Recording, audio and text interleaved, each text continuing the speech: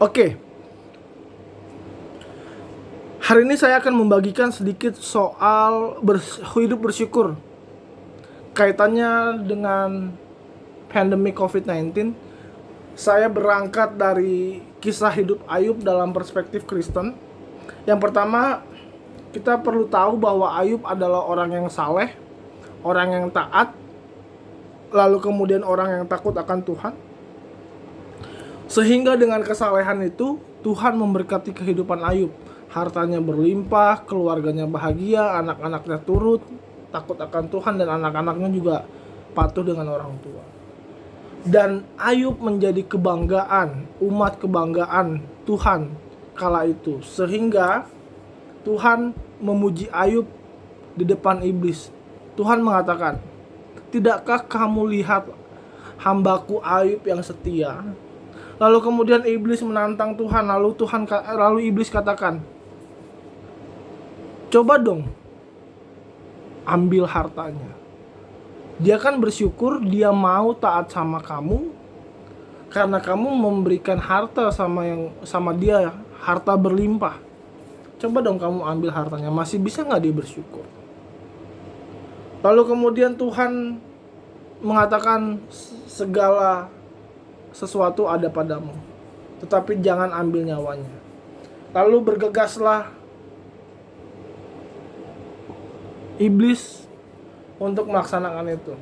Seketika hartanya habis, lembu-lembunya mati, ladang-ladangnya kebakar, anaknya tertimpa puing, semua habis.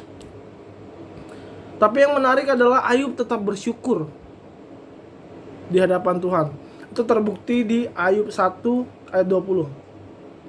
Maka berdirilah Ayub lalu mengoyak jubahnya dan mencukur kepalanya. Kemudian sujudlah ia dan menyembah. Ayat 21 katanya, "Dengan telanjang aku keluar dari kandungan ibuku, dengan telanjang juga aku akan kembali ke dalamnya. Tuhan yang memberi, Tuhan yang mengambil. Terpujilah nama Tuhan." Dalam kondisi miskin pun Ayub masih bilang, "Terpujilah nama Tuhan." Lalu kemudian dengan kondisi seperti itu, Tuhan kembali mengagungkan Ayub, kembali membanggakan Ayub di hadapan iblis. Tuhan katakan, "Tidakkah kamu lihat hambaku yang setia, Ayub? Dia yang demikian saleh dan jujur." Lalu kemudian iblis katakan,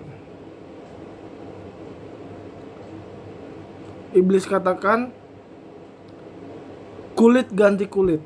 Orang akan memberi segala yang dipunyainya ganti nyawanya. Tetapi ulurkanlah tanganmu dan jamahlah tulangnya. Ia pasti mengutiki engkau di hadapanmu." Oke, harta sudah diambil. Kemudian iblis pengen, tolong jamah dong badannya, tulangnya. Berikan dia penyakit. Masih bisa gak dia bersyukur samamu? Harta mah bisa dicari. Tapi kalau udah penyakit datang, miskin, masih bisa gak dia bersyukur samamu? Lalu kemudian Tuhan mengizinkan segala sesuatu terjadi kehendakmu, tetapi tolong jangan ambil nyawanya. Lalu kemudian iblis bergegas, dan seketika Ayub diberikan bara yang sangat busuk, mulai dari ujung kaki sampai ujung kepala. Lalu kemudian dengan bara itu Ayub gatal, lalu kemudian dia menggaruk-garuk dengan sebeling kaca, lalu kemudian keluar nanah dan badannya menjadi sangat-sangat buruk. Lalu kemudian yang menarik adalah respon dari istrinya yang sudah hidup bertahun-tahun dengan Ayub. Di ayat yang 9, Ayub 2 ayat 9. Maka berkatalah istrinya kepadanya, "Masih bertekunkah engkau dalam kesalehanmu? Kutukilah Allahmu dan matilah." Ayub menjawab di ayat 10. Tetapi jawab Ayub kepadanya, engkau berbicara seperti perempuan gila.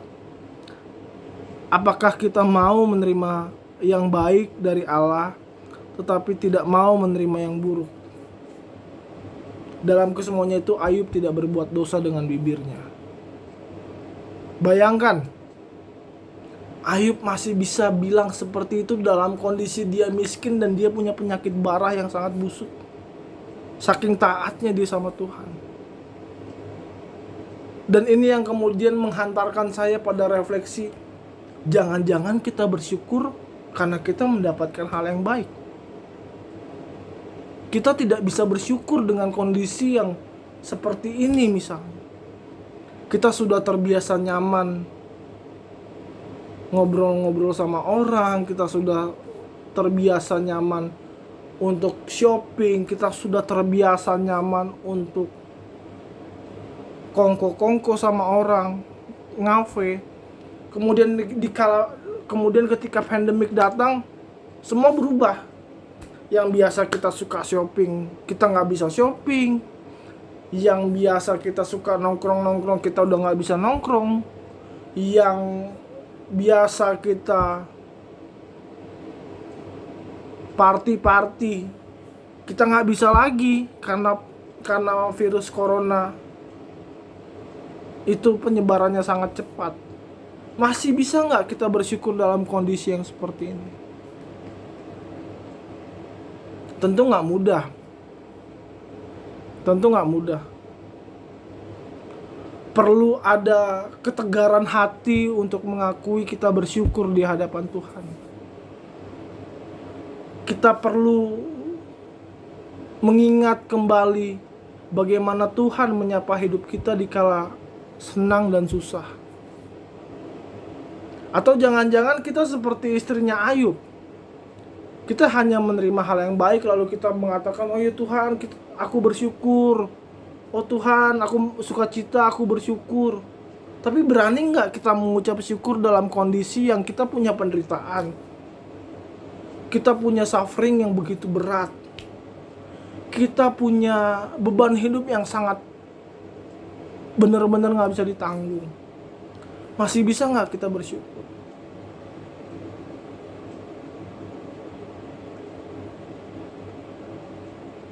Mari kita refleksikan bersama. Bersyukur bukan berarti kita hanya menerima sukacita. Bersyukur bukan berarti kita hanya menerima hal yang baik saja. Tetapi bersyukur bicara soal bagaimana kita mampu mengucapkan terima kasih terhadap kondisi apapun, dalam kondisi dan situasi apapun.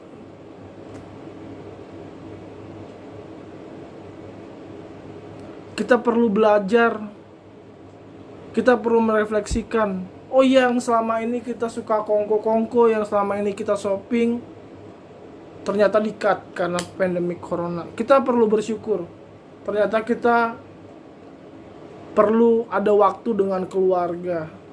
Kita terlalu sibuk shopping sehingga kita lupa dengan keluarga. Atau kita terlalu asik dengan teman, kita lupa bahwa kita punya adik yang masih butuh bimbingan misalnya. Kita kembali diingatkan untuk hidup bersyukur di kala pandemik. Ada banyak hal yang ternyata kita jumpai, kita resapi. Perjumpaan dengan keluarga misalnya, itu hal yang paling penting yang harus kita syukuri. Bagaimana akhirnya kita bisa saling mengenal antara adik dan kakak, antara anak dan orang tua, dengan perjumpaan yang sangat erat. Ketika belum pandemik, kita masih sibuk dengan dunia kita masing-masing. Kita sibuk dengan harta kita masing-masing. Tapi ketika kita pandemi, kita diajak bersyukur. Kita diajak bersyukur. Oh iya ya, selama aku kerja, aku masih bisa nabung. Itu akan aku gunakan untuk bertahan hidup di kala pandemik. Atau misalnya, oh iya ya, ketika belum pandemik, aku nggak tahu rasanya beban adikku sekolah seperti apa. Mungkin dengan ada kehadiranku, aku bisa bantu seperti itu. Ada banyak hal-hal kecil yang sebenarnya kita perlu belajar. Mari kita belajar dari Ayub. Apakah kita mau menerima yang baik, tetapi kita tidak mau menerima yang buruk? Amin.